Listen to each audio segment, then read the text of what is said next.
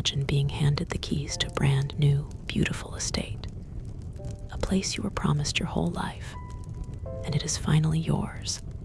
You have freedom, you have land, you have everything you ever wanted.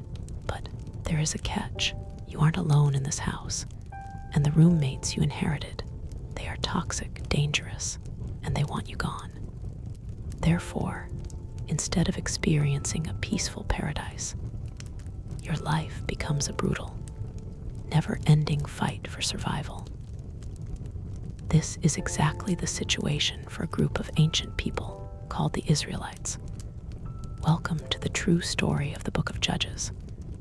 Now, to give you some context, this story takes place in the ancient Middle East, specifically in the land of Canaan, which is modern-day Israel.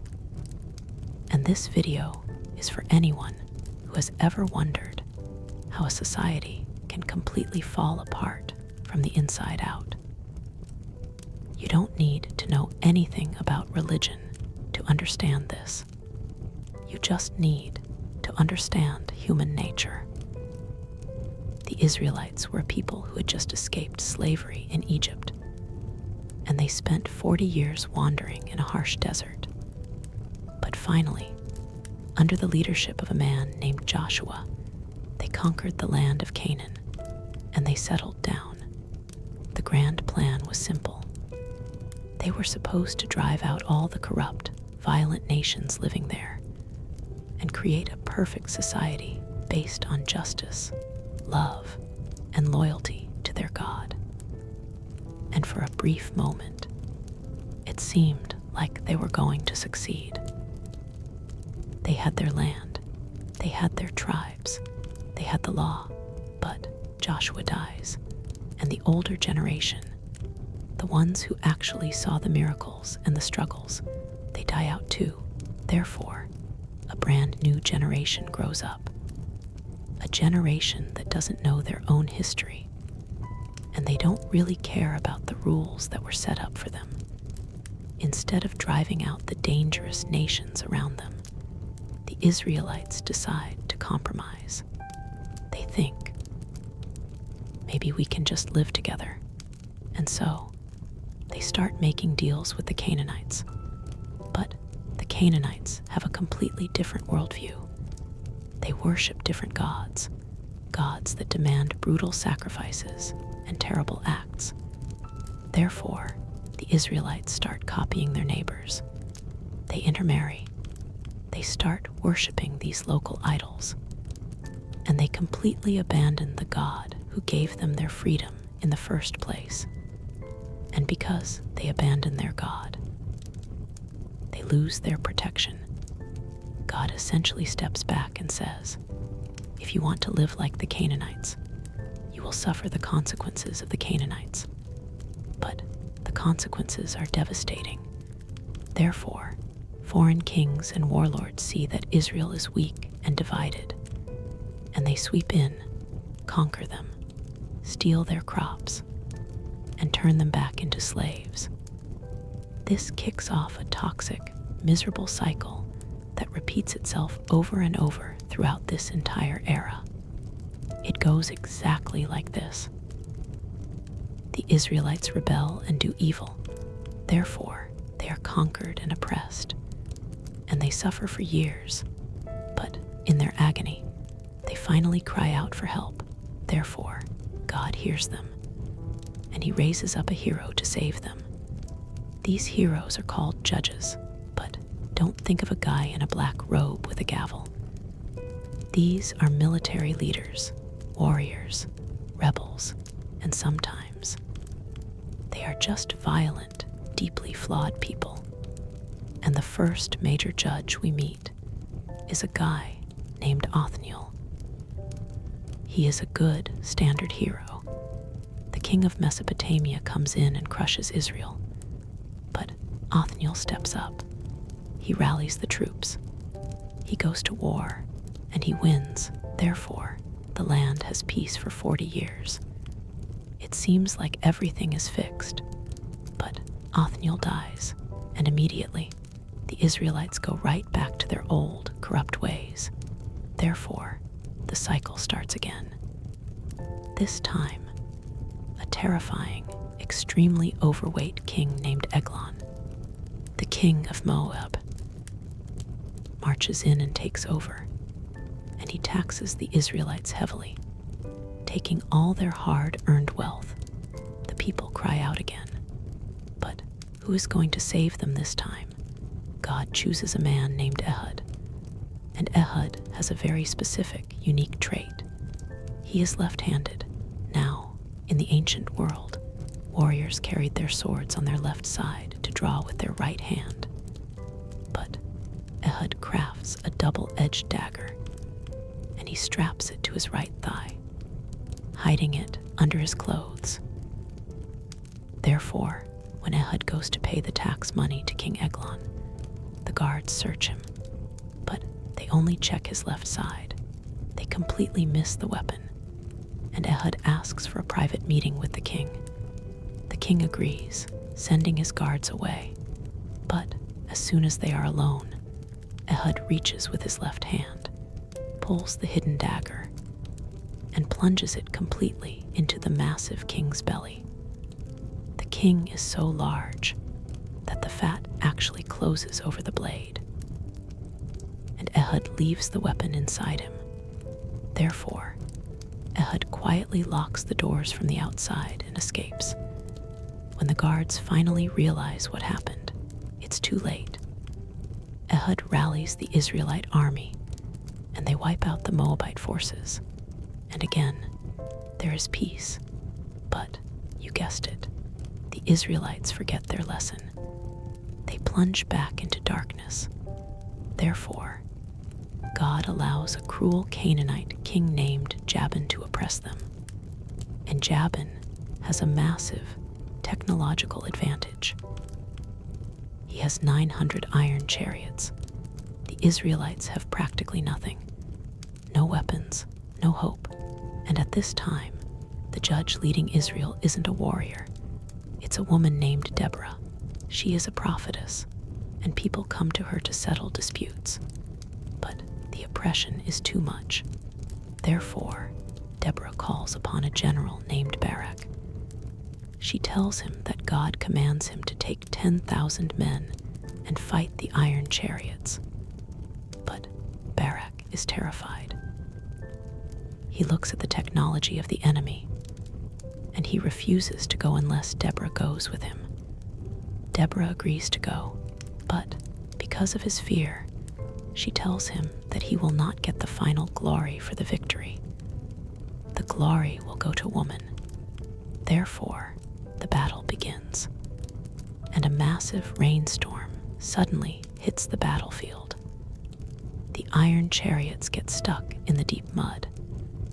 They are completely useless, and the Israelite army charges in and destroys the enemy forces. But the enemy general, a ruthless man named Sisera, manages to escape on foot. He runs for his life, looking for a place to hide, and he comes across the tent of a woman named Yael. Yael's family has a peace treaty with Sisera's king. Therefore, Sisera thinks he is safe. Yael invites him in, gives him some warm milk, and covers him with a blanket. Sisera is exhausted from running, and he falls into a deep sleep. But Yael knows exactly who this man is. She knows he is a tyrant. Therefore, she quietly grabs a massive tent peg and a heavy hammer. She sneaks up to the sleeping general, and she drives the tent peg straight through his skull, pinning his head to the ground. When Barak arrives hunting for Sisera, Yael shows him the body. Deborah's prophecy comes true. A woman gets the final glory, and the land rests. But human memory is incredibly short. The Israelites rebel once more. Therefore, a nomadic group called the Midianites invades, and they are like a plague of locusts. They don't just conquer. They sweep through the land at harvest time, and they steal every single scrap of food. The Israelites are starving, hiding in caves just to survive. And God calls a young man named Gideon to be the next judge. But Gideon is not a brave man.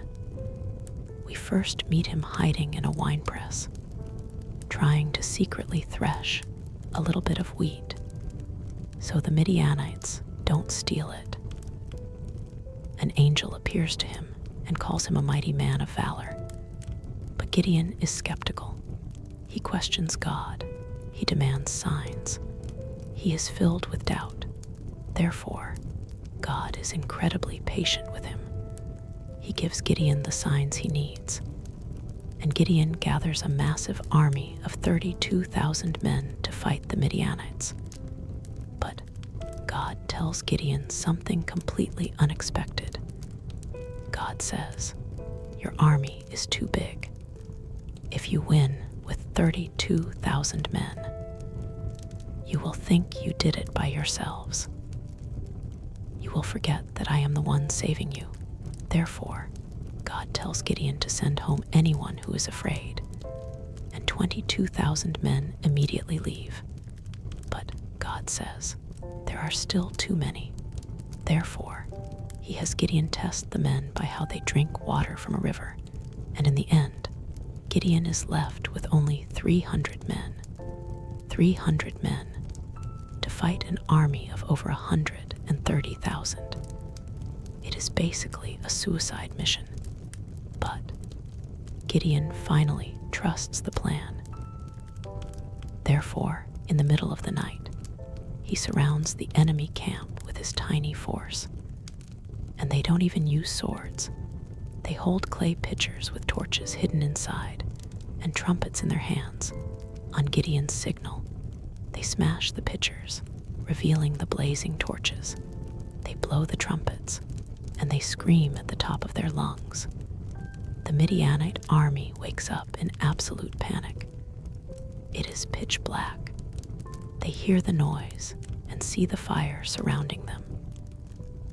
Therefore, in the absolute chaos, they think they're being attacked by a massive force. They draw their swords, but they start attacking each other in the confusion. The entire enemy army destroys itself and runs away, all because of 300 men with trumpets and flashlights. And Gideon becomes a legend. The people want to make him king. He refuses, saying God is their king. But immediately after this, Gideon makes a terrible mistake. He takes the gold they won in battle, and he makes a sacred object out of it, and the people start worshiping it as an idol. Even the heroes in this era are deeply flawed, and after Gideon dies, things take an incredibly dark turn. Gideon had a son named Abimelech, but Abimelech doesn't want to be a judge. He wants absolute power. Therefore, he hires mercenaries, and he murders all 70 of his own brothers on a single stone, just to eliminate the competition. He forces the people to crown him king. But violence breeds violence. The people eventually rebel against Abimelech. Therefore, a brutal civil war breaks out. Abimelech destroys cities, burning people alive in towers.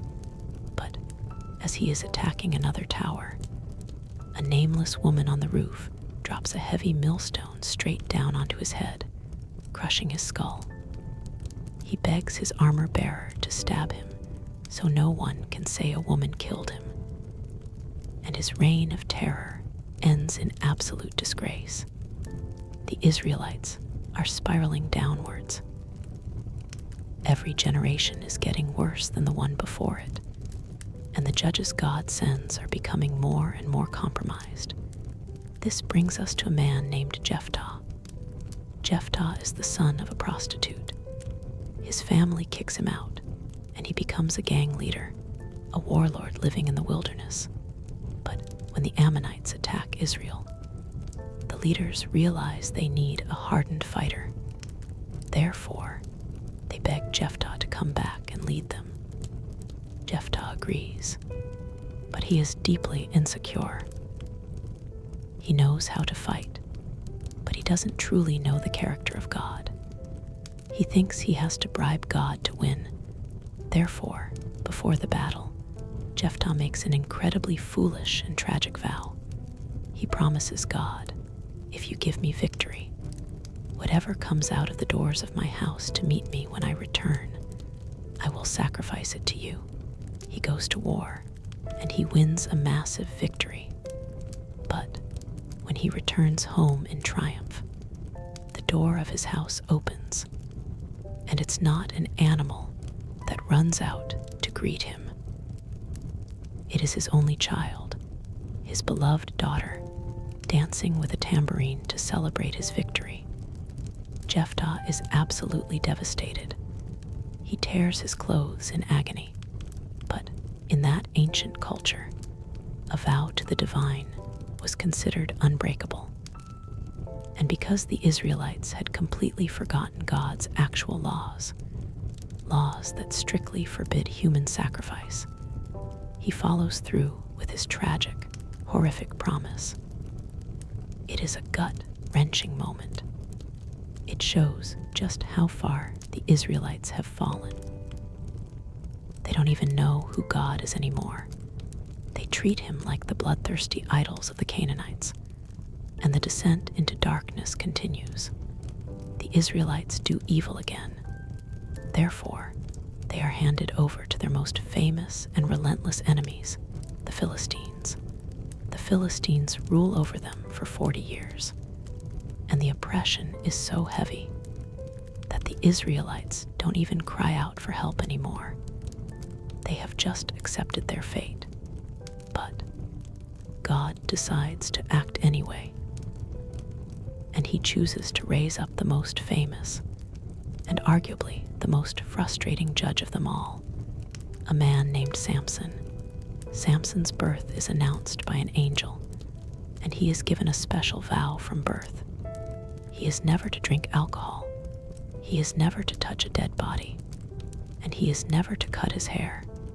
In return, God blesses him with superhuman strength.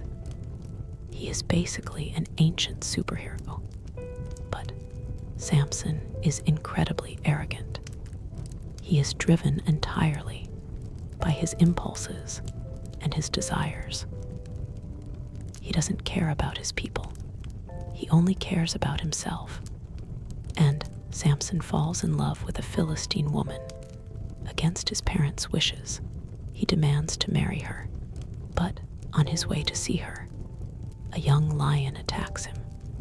Therefore, the Spirit of God rushes upon him, and Samson literally tears the lion apart with his bare hands. Later, he finds bees have made honey in the lion's carcass. He eats it, completely breaking his vow about touching dead bodies. He doesn't even care. At his wedding feast, Samson decides to show off. He tells a riddle to 30 Philistine men, betting them 30 changes of clothes that they can't solve it. The riddle is about the lion and the honey, but the Philistines can't figure it out. Therefore, they threaten Samson's new wife, telling her they will burn her family alive if she doesn't get the answer. She cries to Samson for days. Finally, he gives in and tells her, and she tells the Philistines. When the men solve the riddle, Samson knows he was betrayed. Therefore, in a fit of absolute rage, he goes to another Philistine town, murders 30 men, steals their clothes, and pays off the bet. Then he abandons his wife and goes back to his parents. When he later tries to return to his wife, he finds out her father gave her to another man. Samson is furious, but instead of acting like a leader, he acts like a vindictive child. He catches 300 foxes, ties their tails together in pairs. He puts a blazing torch between their tails, and he lets them loose in the Philistine grain fields. The foxes run in panic and completely burn down the entire harvest, ruining the local economy. The Philistines retaliate by murdering Samson's wife and her father. Therefore, Samson slaughters them in a brutal massacre. He is a one-man army of destruction. The Israelites are terrified. They don't want Samson's help. They just want to avoid the anger of the Philistines. Therefore, 3,000 men of Israel actually track Samson down to arrest him and hand him over to the enemy. Samson agrees to be tied up with new ropes, but as soon as the Philistines come roaring towards him, the Spirit of God empowers him again. The massive ropes snap like burnt thread, and Samson looks around for a weapon. All he finds is the jawbone of a donkey. He picks it up, and in a display of terrifying violence, he single-handedly strikes down 1,000 Philistine warriors. Samson is practically invincible. He judges Israel for 20 years, but his fatal flaw is his obsession with women. He cannot control his lust, and this leads him straight into the arms of a woman named Delilah. The Philistine leaders offer Delilah a massive fortune if she can find out the secret of Samson's strength. Therefore, she starts begging him, seducing him, and crying to him every single day. Tell me your secret. How can you be tied down? Samson plays games with her at first. He lies, telling her if he is tied with fresh bowstrings, he will be weak. She ties him up, shouts that the Philistines are upon him, and he snaps the strings instantly. He lies again, saying new ropes will work. He snaps them. He lies again, saying weaving his hair into a loom will work. He tears the loom apart. But Delilah is relentless. She wears him down emotionally. She questions his love for her, and eventually, Samson makes the worst decision of his life. He opens his heart and tells her the absolute truth. He tells her about his vow. If my head is shaved, my strength will leave me, and I will become like any other man. Delilah knows she finally has him. Therefore, she lulls him to sleep on her lap. She calls in a man to shave off the 7 locks of his hair, and then she shouts, "Samson, the Philistines are upon you." Samson wakes up, thinking he will just break free like he always does. But the tragedy is captured in one single, heartbreaking sentence. He did not know that God had left him. His strength is completely gone. The Philistines easily overpower him. They pin him down, and in a display of cruel revenge, they gouge out his eyes. They blind him forever. They bound him with heavy bronze shackles, and they throw him into a dark prison, forcing him to walk in endless circles, grinding grain like a dumb animal. The great hero of Israel, the invincible warrior, is reduced to a blind, pathetic slave, and the Philistines celebrate. They throw a massive festival for their false god, Dagon. They praise Dagon for delivering Samson into their hands. But in the darkness of the prison, something is happening. The text gives us one small detail. The hair on Samson's head begins to grow back. During the massive festival, there are over 3,000 Philistine men and women packed onto the roof of their temple. The leaders are drunk and celebrating.